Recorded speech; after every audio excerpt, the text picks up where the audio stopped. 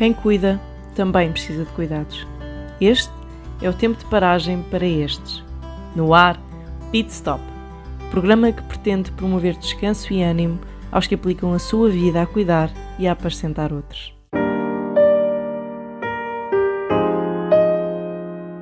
Cuidar das emoções. O que me responderias se te perguntasse como está o teu coração? O que diz a tua alma? Consegues escutar? Não digo isto por achar que devemos seguir o que o nosso coração ordena. Nada disso. Antes, pelo contrário, a Bíblia diz que o nosso coração é muito enganoso. Se formos orientados por ele, pelo nosso coração, pelas nossas emoções, às vezes eles podem levar-nos por caminhos errados. Mas por isso mesmo, precisamos saber o estado do nosso coração, escutar a nossa alma, as nossas emoções, para que reconheçamos, enquanto é tempo, o que é preciso mudar, ou cuidar, ou reparar. No processo do cuidado das emoções ou de qualquer outro cuidado, uma frase é preciso memorizar. O custo do cuidado é sempre menor do que o custo da reparação. Eu repito, o custo do cuidado é sempre menor do que o custo da reparação. Assim, se o teu coração está ansioso, por exemplo, se a ansiedade é a tua emoção mais forte, é preciso, em primeiro lugar, reconheceres que estás ansioso. Em segundo lugar, é necessário perceberes que tal emoção está a ser avassaladora e que não estás a conseguir lidar com ela sozinho ou sozinha. Em terceiro lugar, há que saber que pedir ajuda a uma pessoa de confiança, falar sobre o que te causa ansiedade, pode ajudar a traçar caminhos que a tua mente não consegue ver no meio do nevoeiro das densas emoções. É claro que sabemos o que Deus diz. Não andeis ansiosos por coisa alguma, mas em tudo, pelas vossas orações e súplicas, sejam conhecidas diante de Deus em todo o tempo os vossos pedidos. Então, primeiramente e antes de tudo, já derramaste o teu coração vez após vez diante de Deus e mesmo assim as tuas emoções estão a derrubar a tua motivação, estão a afetar os teus relacionamentos, estão a paralisar-te? Se assim for, é preciso cuidar das tuas emoções. Há pouco dei o exemplo da ansiedade, mas pode ser o medo, o desânimo, a raiva, a ira, a frustração, a tristeza ou qualquer outro sentimento.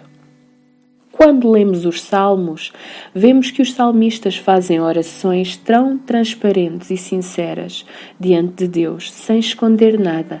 E talvez tu já tenhas feito isso mesmo, e mesmo assim sentes afogar-te num mar de emoções que não consegues controlar. No Salmo 42, dos filhos de Coré, o salmista confessa que a sua alma está deprimida, que ele se encontra em melancolia, que está decepcionado até. Mas depois diz, ordena à sua alma, às suas emoções, espera em Deus, pois ainda o louvarás.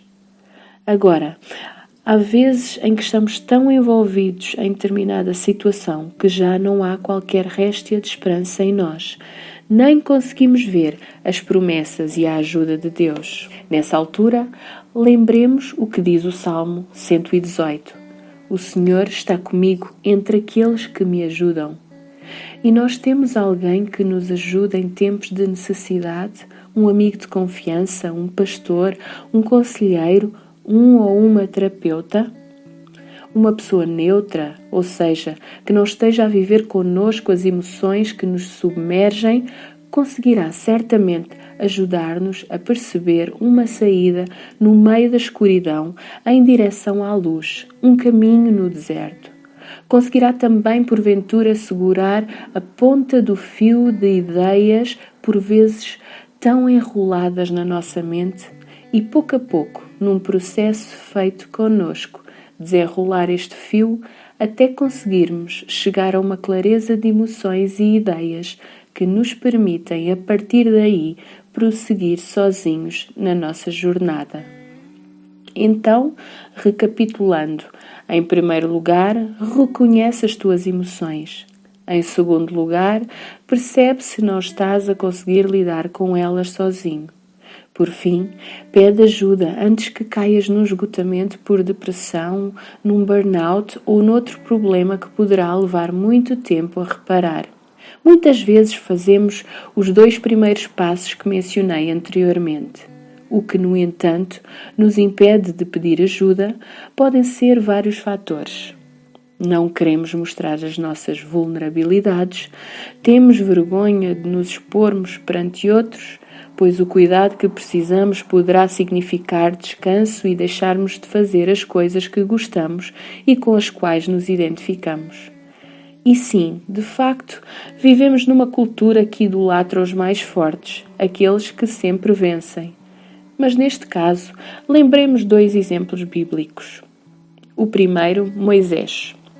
Moisés estava exausto, pois julgava sozinho as causas de todo o povo de Israel, um povo de 600.000 homens em idade ativa, o que poderia significar 2 a 3 milhões de pessoas ao todo. Neste caso, o sogro de Moisés, que observou a situação, ajudou a cuidar dele, apresentando-lhe uma estratégia mais eficaz de realização do seu trabalho de líder. Moisés era o homem que falava com Deus face a face, o escolhido para libertar o povo de Israel do Egito, e ainda assim foi o seu sogro que lhe apresentou uma proposta prática para a resolução do seu problema, evitando assim a sua exaustão. Moisés deixou de ser servo de Deus especial e ungido por ter recebido este conselho? Perdeu a sua importância nos heróis da fé ou deixou de ser considerado um grande líder por causa disto? É claro que não. Ele era humano e tinha, como todos nós, limitações. O outro exemplo, Elias. Elias, aquele profeta tão especial que venceu os profetas de Baal, logo depois teve medo e fugiu. Fugiu para o deserto com medo de Jezabel. Pediu a Deus que acabasse com a sua vida. Esperem, aquele que orou e desceu fogo do céu, operou tantos milagres pelo poder de Deus, estava agora com medo? É mesmo, de tal forma que Deus teve de enviar um anjo para o encorajar. E então, por causa deste episódio, será que ele deixou de ser o grande profeta Elias?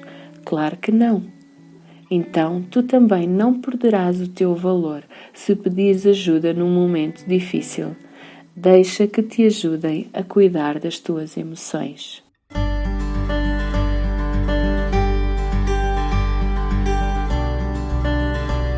Pit Stop, um programa produzido pela CEPAL, Habla e RTM Portugal. RTM, a Rádio de Portugal.